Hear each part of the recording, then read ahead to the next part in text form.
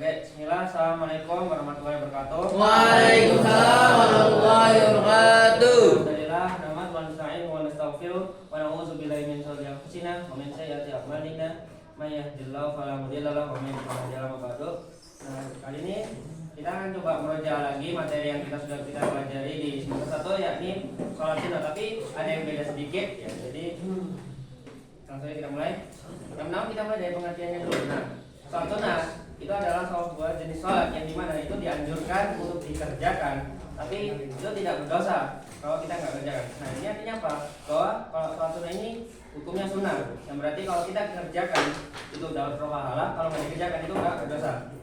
Nah, di sini ada sebuah hadis yang tidak hanya untuk sholat sunnah aja, tapi untuk sholat wajib. Inna awwala ma yuhasibu abdi sesungguhnya amal pertama kali dihisab seorang hamba ambil yaumul qiyamah, pada hari kiamat, min amali sholatu, ya ini sholatnya. Nah, nanti kalau ketika nanti ya kiamat itu anggap aja ya, kita itu kayak ada file gitu, file itu kayak sholat gitu. Kita lihat laporan, apa namanya, malaikat lihat laporan sholat kita, ini benar nggak sholatnya kita dari sholat fardu sama sholat sunnah. Jadi kayak anggap aja malaikat itu lihat laporan sholat kita gitu di hari kiamat nanti. Nah, kemudian juga jenisnya ini berdasarkan ini ada dua jenis berdasarkan hukum sholat sunnahnya, yakni sunnah muakkad dan sunnah ghairu muakkad. Untuk sunnah muakkad, yakni apa namanya, sholat sunnah yang benar-benar yang mendekati wajib. Sedangkan sunnah ghairu muakkad itu sholat yang tidak wajib, yang bisa dibilang sholat sunnah tapi tidak mendekati wajib. Jadi bisa dikerjakan di kapan waktu itu. Nah, kita mulai dari sunnah muakkad. Sunnah muakkad ini ada 5, yakni sholat Idul Fitri dan Idul Adha atau disebut sholat 2 Id, kemudian sholat tarawih, witir, dan sholat sunat tawaf. Nah, biasanya untuk yang sholat sunat tawaf ini biasanya untuk rukun umrah atau haji. Nah, sedangkan untuk tarawih ini apa namanya, dikerjakan ketika bulan Ramadan aja. Nah, sedangkan untuk ghairu muakkad ini yang benar-benar gak wajibnya gitu, tapi kalau dikerjakan dapat berpahala. Jadi sholat sunnah rawatib dan sholat khusuf, yakni sholat yang sholat gerhana matahari atau sholat gerhana bulan. Nah, yang berikutnya adalah cara pengerjaannya.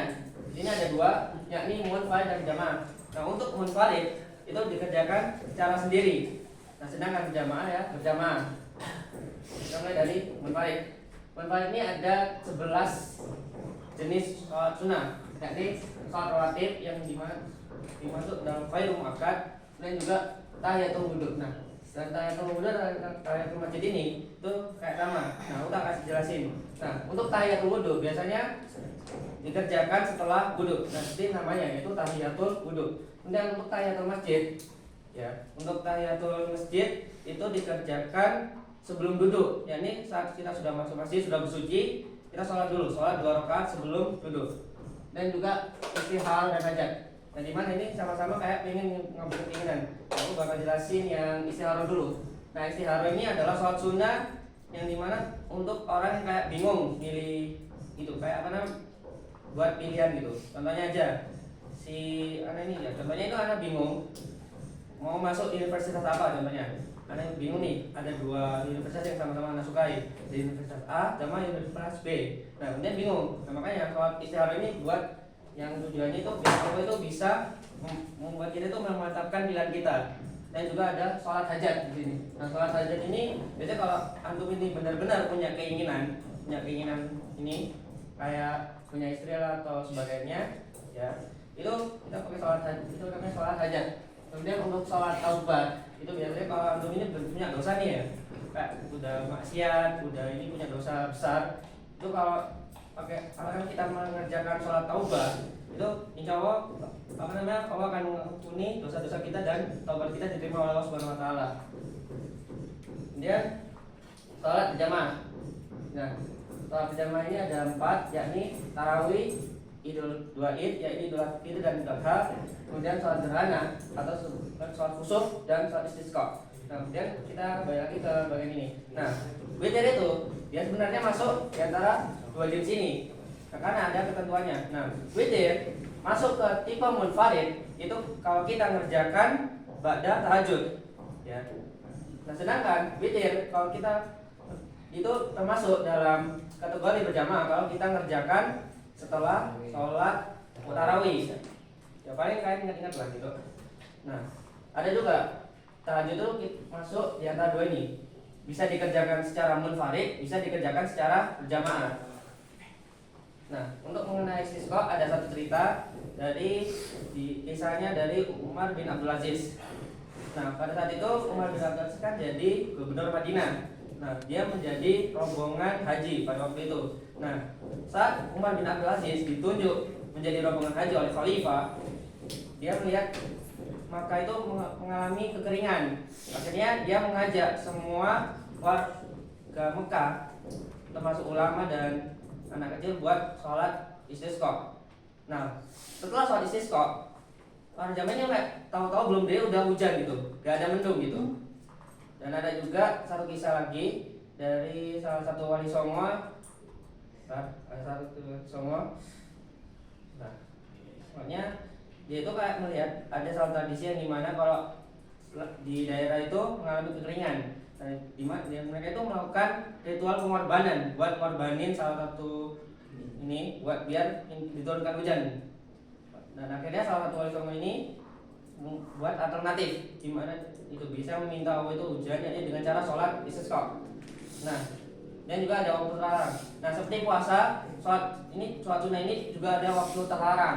Yang pertama adalah saat matahari terbit hingga meninggi. Nah, maksudnya apa? Kalau matahari sudah terbit sekitar 1 tombak atau 2 tombak itu waktu terlarang.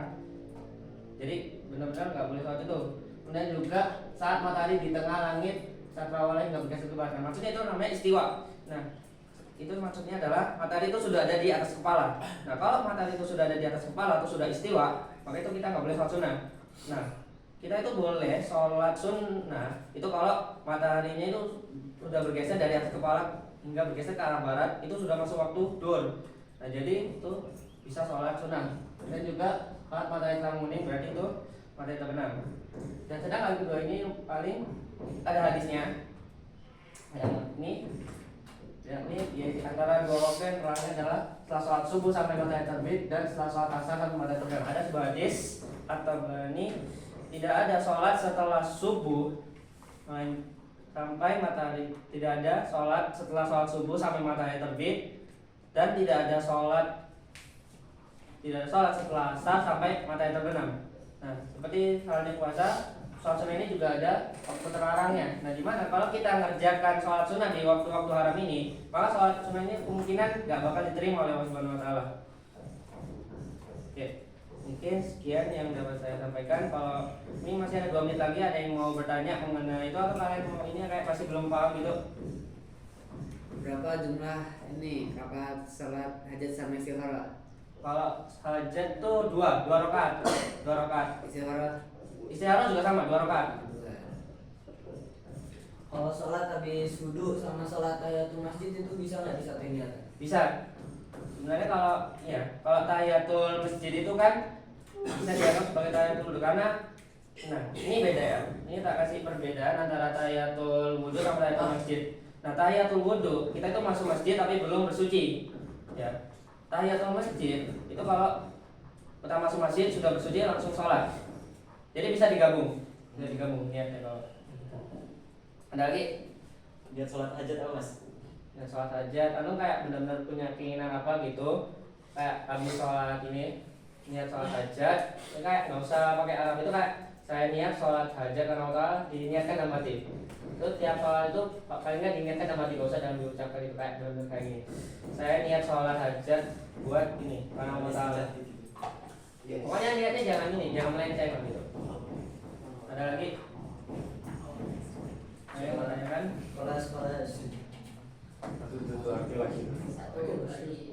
awalin apa? Awabin ya. Sebenarnya aku nggak tahu ya tentang awabin, tapi dia itu masuk ke munfarid, dia dikerjakan secara ini, nggak usah berjamaah, dia sendiri gitu. Tapi intinya kalau sholat munfarid ataupun berjamaah, dia itu ada waktunya. Gitu. Nah, contohnya aja di sholat Idul Fitri kan, biasanya Idul Fitri kan kira jam 5 atau jam 6 kan. Karena paling nggak ini. Nah, kenapa? Allah itu melarang kita itu sholat setelah sholat subuh dan setelah sholat asar. Nah, karena kalau kita sholat di waktu-waktu itu dianggap kita itu dianggap menyembah matahari. Jadi kurang lebih seperti itu. Dia itu ini.